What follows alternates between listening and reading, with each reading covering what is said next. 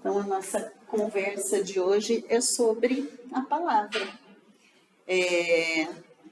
Uma das principais fontes de inspiração é o livro Horizontes da Fala.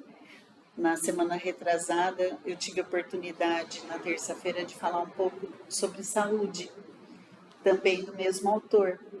E achei que era bastante importante, principalmente pensando nas minhas dificuldades, né? Porque quando a gente vem falar, a gente é o primeiro a ouvir.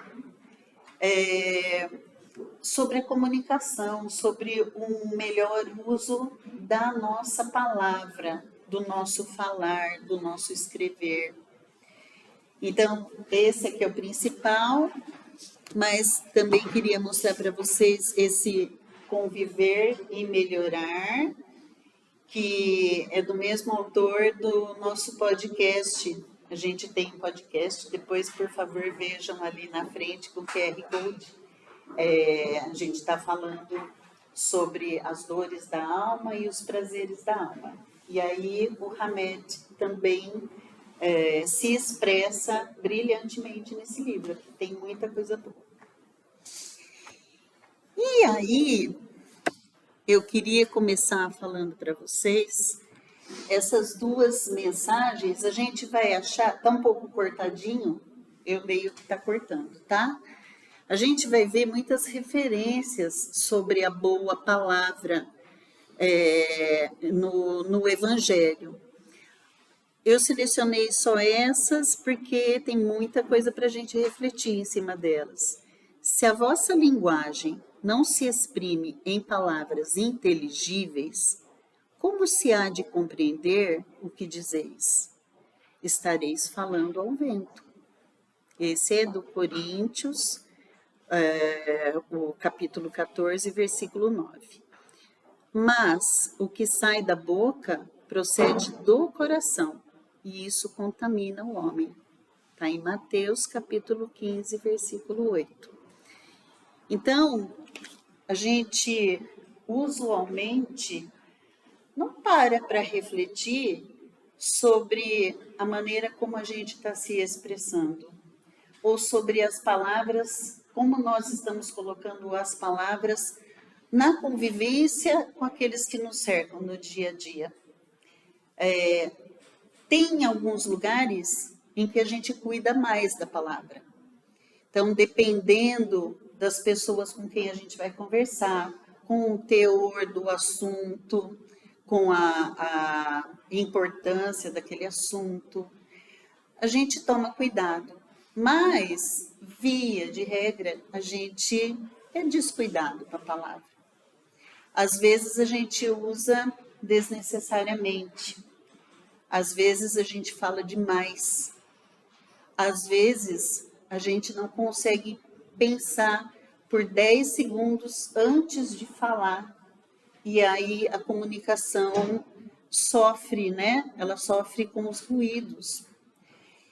Então, eu queria começar falando aqui para vocês que quando eu fui buscar a história da palavra, eu achei muito interessante que tem um documentário que foi produzido, me parece que em 2007, e eles resgatam as pesquisas até então desenvolvidas, né, na parte de arqueologia, para mostrar onde e de quando datam os primeiros registros, ou os registros mais antigos que se tem conhecimento.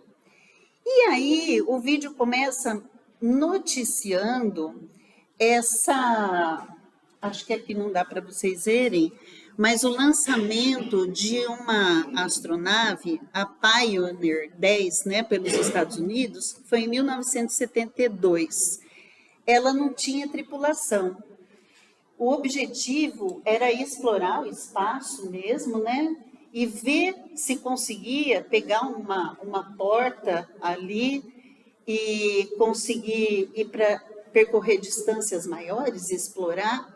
E tinha cientistas renomados envolvidos, o Carl Sagan, não sei se vocês viram, ele é muito, teve uma produção muito grande, né, de material que está disponível na internet.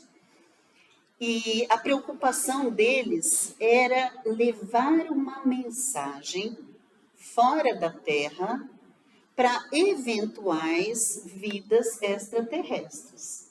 Então, eles quebraram a cabeça pensando nisso. O que é ideal?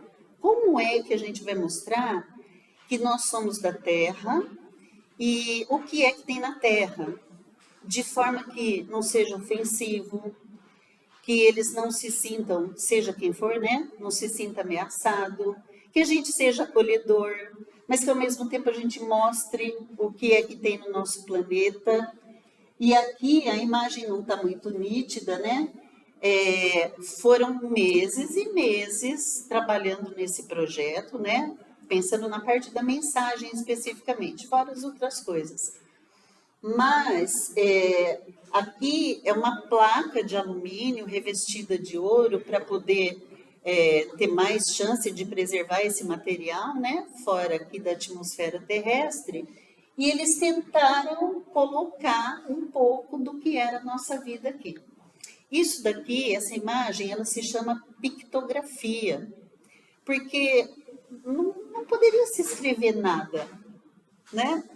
Então, eles decidiram que o ideal era colocar um conjunto de imagens que pudesse traduzir da melhor forma para quem quer que fosse ver.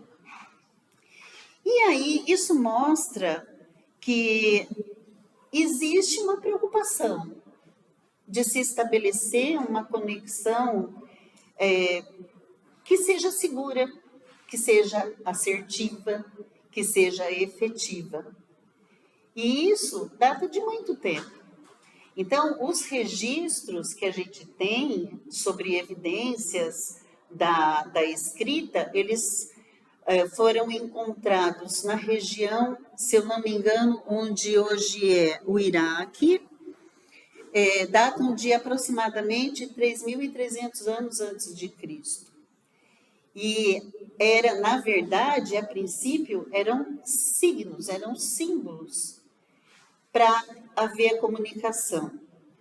Esses registros e a história conta para a gente que existia principalmente uma necessidade de comunicação pelo comércio. A necessidade de um não confiava no outro, então tinha medo. Então eles pegavam argila, né? Essa primeira escrita, a escrita cuneiforme, eles cunhavam símbolos na argila para representar as coisas, os objetos, principalmente para estabelecer comércio no sentido de ninguém sair perdendo. Isso é o que a história registra. Mas, se a gente for estudar a história, a gente vai ver que tem muitos outros registros de costumes, de como era estruturada a hierarquia dos povos, e sem contar que a gente já perdeu, né, ao longo da história, muito material. As pesquisas continuam, né? Eu estava vendo até que hoje em dia a arqueologia ela tem agora para somar o que chamam de arqueometria, quer dizer, a química, a física, a biologia, a matemática, elas entram juntas, né, para formar essa área de arqueologia, no sentido de muitos profissionais contribuírem com as suas especificidades para poder chegar mais perto da verdade. Porque se tem uma coisa que todos nós queremos saber, é de onde nós viemos, para onde nós vamos, porque nós estamos aqui. E como espíritas, uma boa parte desses questionamentos a gente já tem no conforto do nosso coração, né? A gente não sabe exatamente de onde viemos ou quando fomos criados, mas acreditamos num Deus que criou a todos simples e ignorantes e que passamos pela estrada aí da vida, pelas rodas das encarnações, buscando o aprendizado. E aí a comunicação, ela começa então com os símbolos. E esses símbolos, em algum momento, eles deixam de ser suficientes. Porque a tendência, quando a comunicação não está sendo muito boa, é de se buscar alternativas, ferramentas para melhorar. Então, à medida que existe a necessidade, o homem vai procurar. A gente começa, então, a palavra como ferramenta de comércio, de registro, de comunicação, e a gente sabe que a palavra é uma ferramenta transformadora.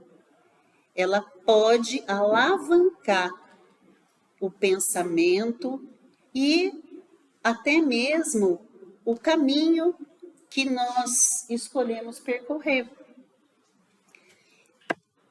Bem, a gente, quando fala de palavra, a gente encontra bastante sobre o verbo do amor. Porque Deus, na sua maior expressão de amor, Ele criou a todos nós, Ele criou tudo que nós conhecemos e tudo que nós ainda não conhecemos, que é muito maior do que aquilo que a gente já conhece.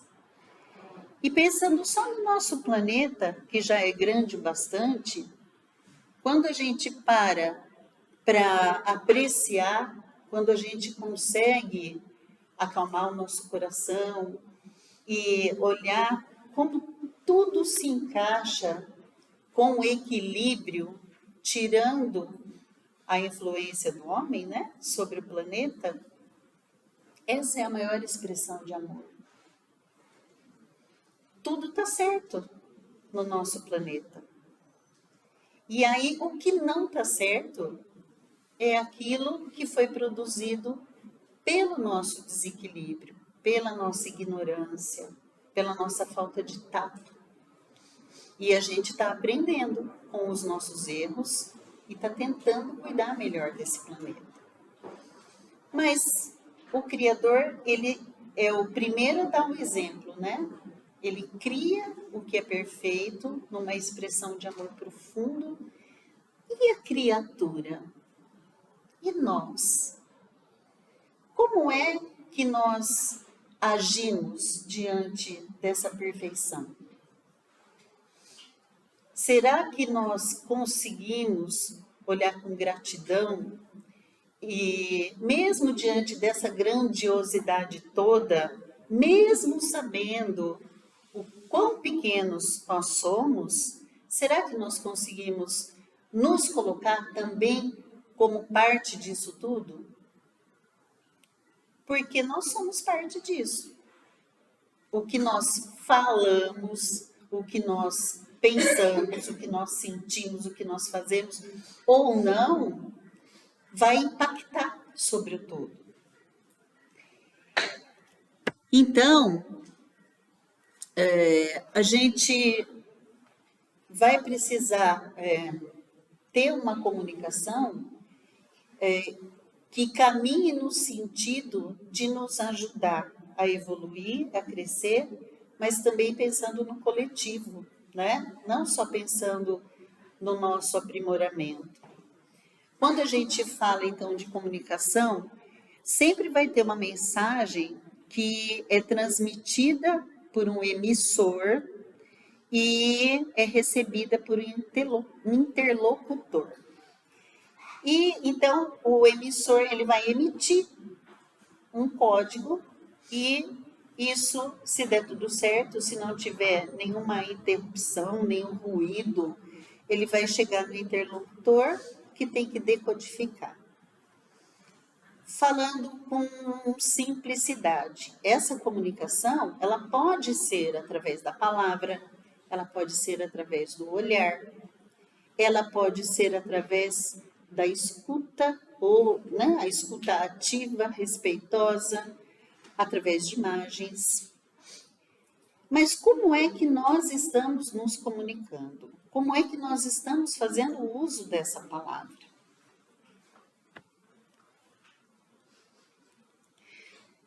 A comunicação assertiva, ela pede que a gente procure se conectar com o outro para poder se comunicar. Que a gente use de clareza, sejamos objetivos, simples na nossa fala, que a gente fale a verdade, que aquilo que a gente está transmitindo para o outro seja uma verdade para a gente. Que a gente tenha empatia e que a gente saiba o momento de falar. Então, como eu estava dizendo para vocês, quando a gente pensa na palavra, a gente lembra de coisas que são faladas, por exemplo, na nossa casa. Quantas vezes a gente fala sem pensar por alguns segundos e aquilo que nós falamos foi atravessado? E aquele que está ouvindo se sente ofendido, fica triste, fica chateado, embora não tenha sido nossa intenção. Porque às vezes a gente tem necessidade de responder a todos os questionamentos e a todas as palavras que nos cercam? Por que a gente se sente impelido a reagir e dar resposta para todas as coisas? Às vezes, eu trabalho com criança e adolescente, né? Tem aqueles que querem falar tudo.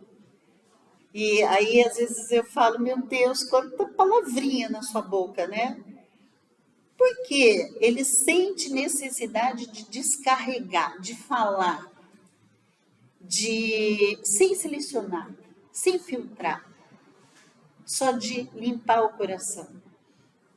E aí, aquele que está ouvindo nem sempre está disponível.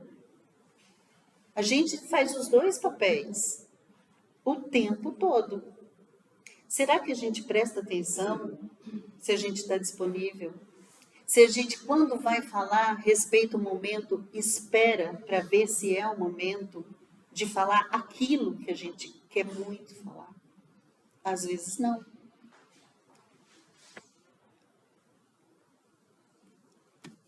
A gente vê pelo Evangelho, tudo que tem aqui, gente, é dos livros que eu mencionei, tá? E algumas reflexões. Mas pensando no Evangelho e o Verbo, a gente pode dizer que a boa palavra, aquela palavra escolhida com amor, aquela palavra refletida, ela solda fendas abertas pelo ciúme, pelo ódio, pela discórdia. Ela pode apagar chamas alimentadas pelo orgulho e pela vaidade. Ela pode acerenar tempestades que são provocadas pela maledicência, pela ingratidão. A palavra, ela pode consolar. A boa palavra, ela pode esclarecer, proteger, acalmar, acolher e principalmente abençoar. E não é difícil selecionar essas palavras. A gente precisa educar a palavra, né? Então, entre tantas coisas, tantas ações que a gente pode ter, lembrar que às vezes aquilo que para a gente já é uma coisa simples, natural, às vezes para um irmão nosso, nesse momento ainda não é. Ele não aprendeu aquilo como nós aprendemos. Assim como nós ainda não aprendemos outras coisas que ele já aprendeu. Porque a gente está em diferentes momentos para diferentes coisas, né? Ninguém é melhor que ninguém. Que a gente precisa semear sempre. Muitas vezes na nossa casa a gente cansa de falar. A gente não quer mais falar aquilo. Todos nós passamos por isso. Eu já falei 1000 vezes e não muda. É porque não depende do jeito que você está falando. Muitas vezes não depende de você. Então, se você quer contribuir com a boa palavra, ela pode buscar caminhos alternativos, caminhos diferentes, caminhos melhores para alcançar aquele que a gente ama e que a gente quer atingir, né? O exemplo, ele vale mais do que 1000 palavras. Então, muitas vezes a gente quer tanto ajudar, mas a gente está fazendo o contrário. Então, como é que a gente pode levar aquela palavra ou cobrar determinados comportamentos se o nosso exemplo é incoerente com aquilo que a gente está falando? Precisamos ter empatia também. A gente pensando, tentando pensar da maneira como o nosso interlocutor pensa, naquele lugar onde ele está inserido, no momento que ele está vivendo, a gente pode ser mais caridoso e escolher melhor como falar.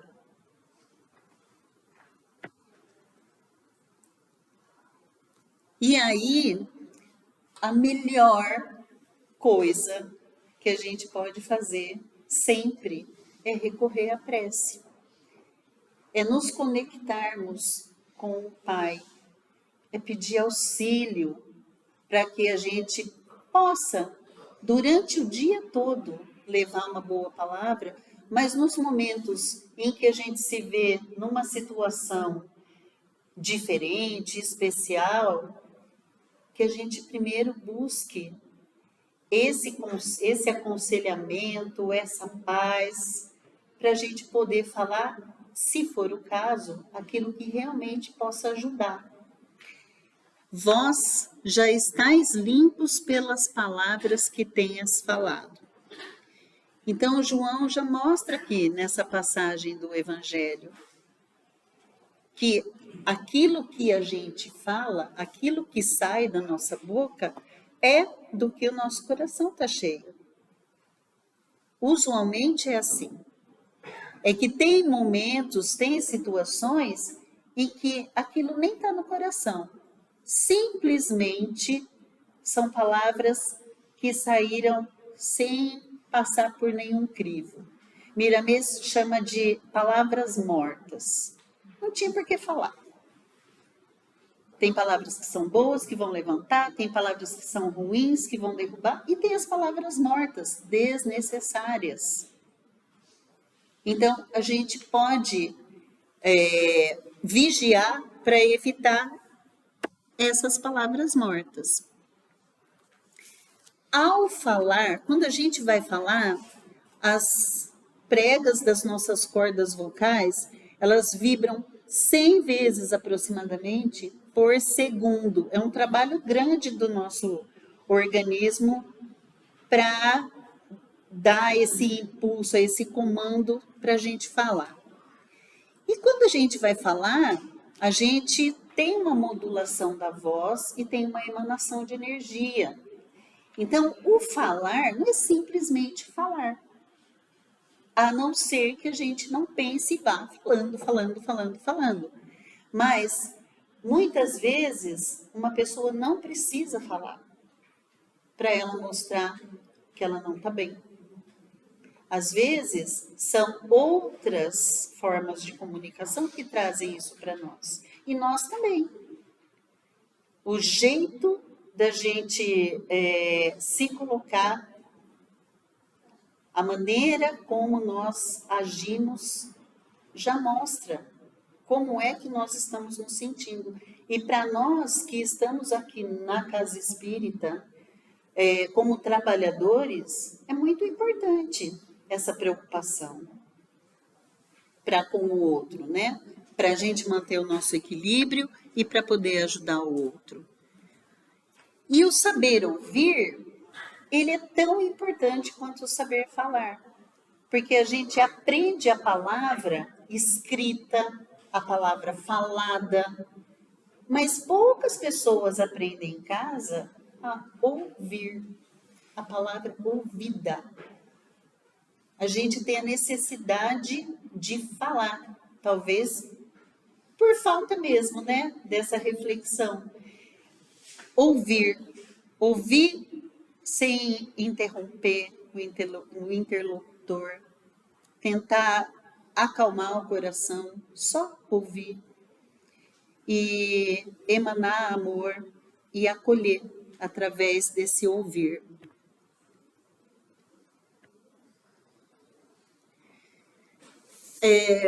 Pensando, então, nesse ciclo, né, que a gente vivencia, a gente sempre vai partir daquilo que a gente acha certo, né, dos pensamentos que norteiam a nossa vida, daquilo que a gente acredita, para a gente falar, e isso sempre vai carregado dos nossos sentimentos e a gente vai ter as consequências. Essas consequências, elas podem ser muito boas, elas podem melhorar todos os lugares por onde a gente passa, mas elas também não podem não ser muito boas. E aí, vale lembrar que como a gente está num planeta que tem uma energia pesada, o tempo inteiro a gente está pensando e a gente está emanando essas formas de pensamento, que nós aqui não vemos, né? Os nossos amigos que já estão na espiritualidade têm a possibilidade de ver. Então, muitas vezes a gente não vigia o pensamento, é só pensamento. Mas o pensamento tem força, tem forma. E a gente tem muito lixo mental, se é que se pode dizer assim, né?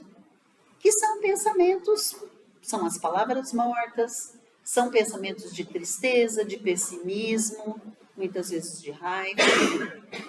E quando a gente se deixa imantar por esses pensamentos, por esse lixo mental, muitas vezes a gente dá a brecha para que a palavra tome forma. E uma vez que a palavra é dita, ela não volta. Ela já foi dita, ela se materializa. Ela pode destruir amizade, pode destruir casamento. Ela pode realmente destruir as pessoas, ou o contrário. Então, a gente precisa ficar bastante atento com esse lixo e os 5 R's que a gente usa na ecologia, eles valem também para o lixo mental, né? Então, a gente sempre pensando em repensar se aquilo que a gente está produzindo mentalmente, oralmente, se aquilo é útil, se aquilo vai ajudar alguém, se aquilo é necessário. Reciclar, a gente precisa, né? Mudar. Às vezes, aquilo que a gente pensou a vida inteira está ultrapassado, só fez mal, não existe. A gente precisa renovar, recusar aquilo que é ruim, reduzir o máximo possível aquilo que nos faz mal, reutilizar sempre aquilo que é bom. Que esse procedimento possa nos auxiliar, né? Dinamizando ali o nosso hábito no falar e em nos comunicarmos. E aí eu me lembrei dessa história que é muito cara para mim. Antes da pandemia, a gente teve um curso para evangelizador de contação de histórias. E eu achei que era perfeita para trazer para vocês. Essa história, uma história de ficção, que chama A Grande Fábrica de Palavras, ela fala o seguinte, que existe um país onde as pessoas quase não falam. É o país da grande fábrica de palavras. Nesse estranho país, é preciso comprá-las, engolir as palavras e só depois pronunciá-las. Tem algumas imagens aqui para vocês darem uma olhada. A grande fábrica de palavras trabalha dia e noite. As palavras que saem de suas máquinas são tão variadas e estranhas quanto as linguagens. Há palavras que são mais caras do que as outras e raramente são ditas, a não ser que sejamos muito ricos. No país da grande fábrica, falar sai caro. Quem não tem dinheiro, remexe nos caixotes de lixo à procura de palavras, mas as que encontram não são muito interessantes. Há excrementos de cabra e rabos de coelho. Na primavera, as palavras entram em saldos. Um conjunto de palavras fica muito mais barato, mas, regra geral, a maioria não serve para grande coisa. O que fazer com ventríloco ou filodendro?